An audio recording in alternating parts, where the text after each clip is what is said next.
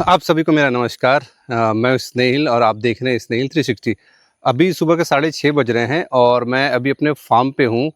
आज की वीडियो का हमारा टॉपिक रहने वाला है कि जब भी हम फार्मिंग के क्षेत्र में जाना चाहते हैं या अपना नया फार्मिंग का खुद का फार्म खोल रहे हैं, मछली पालन कर रहे हैं, देसी मुर्गी पालन कर रहे हैं, तो हमको शुरुआत में किन बातों का ध्यान रखना चाहिए कि लोकेशन हमारा कैसा होना चाहिए, क्या सुविधाएं हमारे फार्म पे होना चाहिए।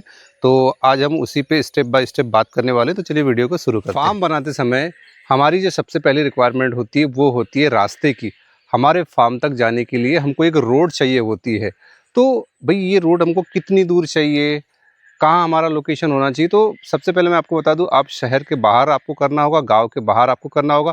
अगर आप गांव के अंदर फार्म बनाते हैं, अगर आपने अपने फार्म का फ्यूचर ऐसा देख रखा है कि हमको आगे इसको बड़ा करना है और काम फार्मिंग के सेक्टर में आपको अच्छा करना है, अगर आप 20-25 मुर्गियाँ पाल रहे हैं तो आप अपने घर पे भी पाल सकते हैं।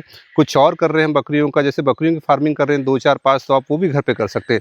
लेकिन आपने इसके बारे में सीरियसली सोच रखा है और आपको अपने फार्मिंग के बिजनेस को बहुत आगे तक लेके जाना है, तो आपको ये याद रखना है कि फार्म आपका थोड़ा सा गांव से दूर हो। लगभग आधा 1 किलोमीटर दूर आपको फार्म होना चाहिए और शहर के भी अंदर आप नहीं बना सकते, वरना लोग आपके फार्म की कंप्लेंट करने लगते हैं।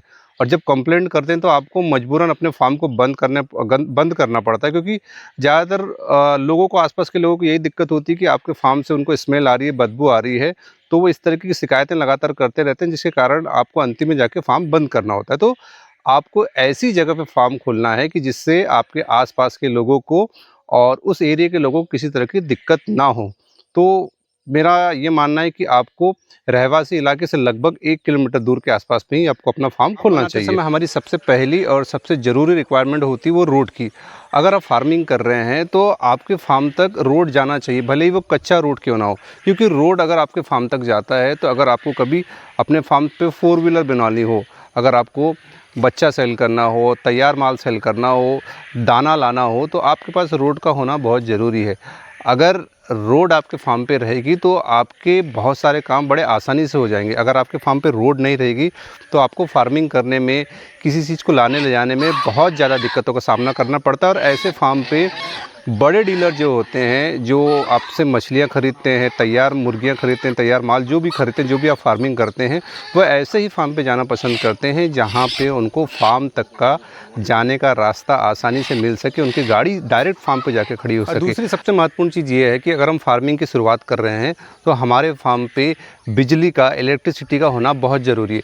क्योंकि जब भी हम हमारे फार्म पे चिक्स की ब्रूडिंग करते हैं, किसी भी तरीके की फार्मिंग करते हैं, तो लाइट का होना, इलेक्ट्रिसिटी का होना बहुत ज़रूरी हो जाता है। क्योंकि चिक्स को प्रारंभिक अवस्था में बिजली की बहुत ज़रूरत पड़ती है ब्रूडिंग के लिए। और ऐसे भी हमारे फार्म पे लाइट होना ही चाहिए, ताकि हम हमारे फार्म के आसपास जो है उजाला कर सके रात्रि में, और फार्म के अंदर भी लाइट जला सके, जिससे हमको चोरी होने का डर ना रहे। अगर आपके फार्म पे लाइट जलती रहती है तो आसपास के लोगों को ये लगता है कि इस फार्म में कोई है, और यहाँ पे जो ऐसी जगह पे चोर जो है चोरी करने के पहले 10 बार सोचता है। तो आपको लाइट का, इलेक्ट्रिसिटी का होना फार्म में आपका बहुत ज़रूरी। ये 2 मेन कंपोनेंट बहुत ज़रूरी है, पहला रास्ता, दूसरा लाइट। जब भी हम फार्म का निर्माण करते हैं तो हमारे लिए सबसे चिंता का विषय होता है उसकी सुरक्षा। तो उसकी सुरक्षा के लिए हम ये कर सकते हैं कि हमारे फार्म के आसपास कांटेदार जाली की फेंसिंग कर सकते हैं, या कोई और ऐसी व्यवस्था जिससे हम हमारे फार्म में एंट्री जो है वो बंद कर सके चारों तरफ से। हमारे फार्म की एंट्री एक ही होना चाहिए, उसका मेन गेट एक ही होना चाहिए, जहाँ से आप आ और जा सके और दूसरे लोगों को भी एंट्री दे सके। अगर आपका फार्म खुला रहेगा तो उससे चोरी होने का बहुत डर रहता है कि अगर आपके फार्म में किसी तरफ से भी कोई भी सेफ्टी की है ही नहीं है, आपने अपने फार्म को ओपन रखा हुआ है, तो कभी ना कभी आपको चोरी होने का डर रहता है। जब आपका माल रेडी हो गया, आपकी मुर्गियां रेडी हो गई, आपकी मछलियां रेडी हो गई, तो ये डर रहता है कि रात में आप उसको कैसे सिक्योरिटी देंगे। अगर आपके फार्म के आसपास फेंसिंग डली हुई है, फेंसिंग से आपको ये सुरक्षा का एहसास होता है कि आपने फार्म के आसपास लगभग 5 से 6 फीट की हाइट की फेंसिंग डाली हुई है, जिसको क्रॉस करके अंदर आना थोड़ा सा मुश्किल काम होता है। तो आप फेंसिंग ज़रूर करवाएं अपने फार्म के आसपास की। जैसा कि आप देख सकते हैं कि हमने हमारे फार्म पे भी फेंसिंग करवाई हुई है। आपको शुरुआत से लेके अंतिम तक जितना भी हमारा ये एरिया है फार्मिंग का, वहाँ पे आपको ये फेंस लगी हुई दिख रही है। ये अंतिम छोर तक हमने वहाँ से उसमें फेंसिंग लगाई हुई है चारों तरफ, ताकि कोई भी हमारे फार्म में कहीं से भी एंट्री ना कर सके। और हमने इस साइड पे हमारा मेन गेट दिया हुआ है, जो हमारी बिल्डिंग के सामने का फ्रंट गेट है उसी के बाजू में हमने यहाँ से एंट्री दी हुई है। तो आपको ऐसी सुरक्षा अपने फार्म पे रखना बहुत ही ज़्यादा ज़रूरी है। अगर हम फार्मिंग कर रहे हैं तो हमारी फार्मिंग का सबसे मेन कंपोनेंट होता है पानी। अगर आपके फार्म पे साफ़ पानी की व्यवस्था है तो आपकी फार्मिंग बहुत आसान हो जाती है। चाहे आप अपने फार्म पे बोर करवाएं या फिर अपने फार्म पे कुआं बनवाएं। अगर हम मुर्गी पालन कर रहे हैं तो भी हमारे फार्म पे साफ़ पानी की ज़रूरत पड़ती है। अगर हम मछली पालन कर रहे हैं तो भी हमको हमारे फार्म पे साफ़ पानी की ज़रूरत पड़ती है, क्योंकि मुर्गियों को हमको साफ़ पानी पिलाना होता है जिससे कि उनको बीमारियों से। और मछली फार्मिंग की बात करें तो हमको लगभग 15 दिन में 1 महीने में हमारे फार्म पे, हमारे फ़िश फार्म के तालाब में पानी को चेंज करना होता है। लगभग 10 से 20% पुराना पानी हमको निकालना होता है और नया पानी डालना होता है। तो आपके फार्म पे पानी का होना बहुत ज़रूरी है। पानी हमारी फार्मिंग का एक मेन कंपोनेंट होता है।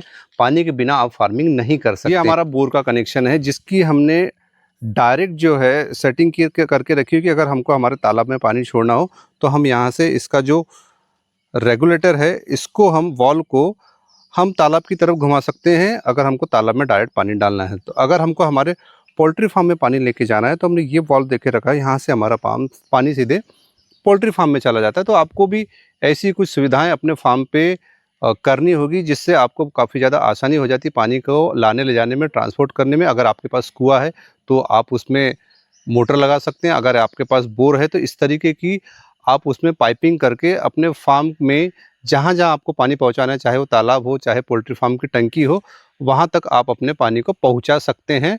और बोर की खास बात ये रहती है कि हमको हमेशा पानी जो है साफ़ सुथरा मिलता है और उसका पानी का जो टेम्परेचर होता है वो जितना नॉर्मल टेम्परेचर चाहिए होता है हमारे बर्ड को उतना ही मिलता है। ठंड में बहुत ज़्यादा ठंडा नहीं रहता कुएं का पानी, क्योंकि थोड़ा सा ठंड में ठंडा होने लगता है ऊपरी सरफेस का, लेकिन बोर का पानी ज़मीन के अंदर से आता है तो उसका टेम्परेचर हमेशा एक नॉर्मल तापमान पे ही रहता है। मुर्गी पालन की अगर बात करें तो अगर आप मुर्गी पालन के लिए फार्म अपना बनाना चाह रहे हैं तो उसके लिए हमको कितनी जगह देना चाहिए।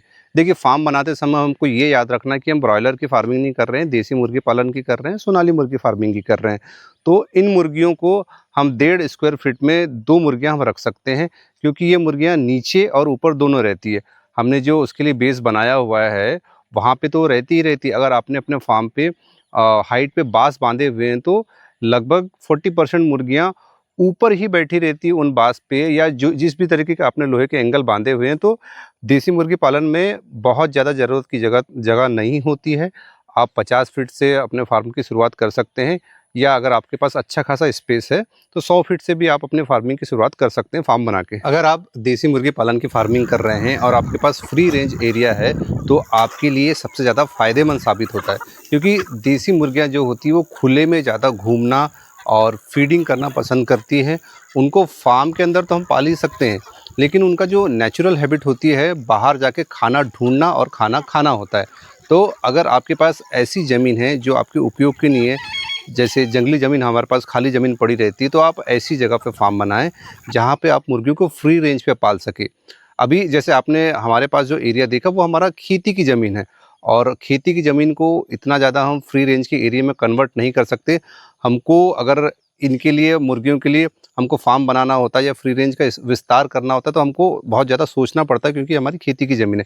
लेकिन अगर आपके पास खाली पड़ी ज़मीन रखी हुई है तो आप उसको फ्री रेंज में कन्वर्ट करके आप उसमें मुर्गी पालन कर सकते हैं, और अपनी जो कॉस्टिंग आती है मुर्गियों की वो लगभग 40% से 30% कम कर सकते हैं, क्योंकि आपकी मुर्गियां बाहर जाके हरा घास चरती है, कीड़े मकोड़े खाती है, और भी जो एनवायरनमेंट में जो भी डिस्पोज मटेरियल होता है जो खा के वो अपना पेट भर लेती है और आपका पैसा बहुत बचाती है फीडिंग का। बात करते हैं मछली पालन की। देखिए, मछली पालन की अगर आप शुरुआत करना चाहते हैं, अगर आपके पास जगह की कमी नहीं है, क्योंकि मछली पालन में आपको तालाब बनाना होता है और उसमें हमारी जगह बहुत ज़्यादा चली जाती है।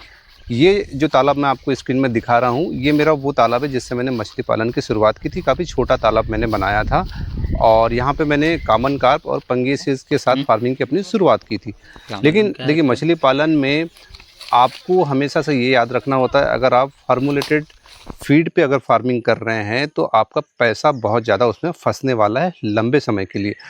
अगर आप रोहू, कतला, मृगल ऐसी मछलियों की फार्मिंग कर रहे हैं जिसमें आप उनको दाने के रूप में गोबर खाद दे रहे हैं, सरसों की खली दे रहे हैं, घर का बचा हुआ खाना दे रहे हैं, बॉयल राइस दे रहे हैं, तो अगर आप ऐसी मछली से फार्मिंग की शुरुआत कर रहे हैं तो आपको उनके दाने के खर्च की जो कॉस्ट है वो खुद ब खुद कम हो जाएगी, लेकिन उसमें आपको फार्मिंग का जो समय है वो ज़्यादा देना पड़ेगा। लगभग 12 से 15 महीने बाद ही आपकी मछलियों की ग्रोथ हो पाएगी।